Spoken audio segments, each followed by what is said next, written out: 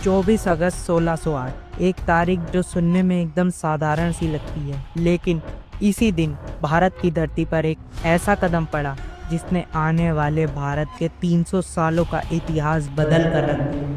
सोचने वाली बात लेकिन आज भी यही है कि अगर उस दिन सब कुछ अलग हुआ होता तो क्या भारत का भविष्य भी अलग होता? कहानी सूरत के बंदरगाह से शुरू होती है।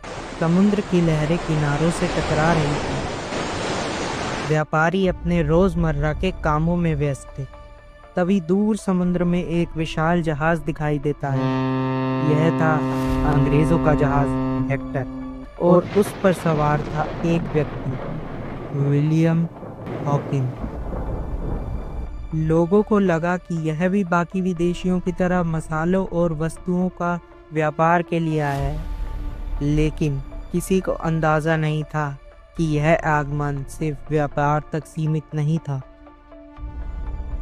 हॉकिंस का असली लक्ष्य था मुगल सम्राट जहांगीर का दरबार। उसके पास इंग्लैंड के राजा जेम्स वन का एक विशेष पत्र था, एक ऐसा पत्र जो भारत में अंग्रेजों के लिए नए रास्ते खोल सकता था। लंबी यात्रा के बाद आखिरकार वह जहांगीर के सामने पहुंचा।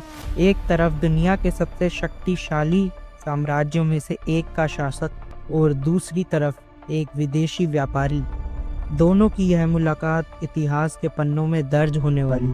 लेकिन सवाल अभी भी यही खड़ा होता है कि क्या जहांगीर जानता था कि जिस देश के व्यक्ति को वह व्यापार करने की अनुमति दे रहा है, उसी देश के लोग आगे चल के हमारे भारत देश पर राज करेंगे? शायद नहीं, क्योंकि उस समय यह सिर्फ एक व्यापारिक अवसर जैसा दिखाई देता था। जहांगीर ने अंग्रेजों को व्यापार करने की अनुमति दे दी। धीरे धीरे अंग्रेजों का प्रभाव बढ़ने लगा। व्यापारिक केंद्र बने, फिर किले बने, फिर सेनाएं बनी और देखते ही देखते व्यापारी शासक बन गए।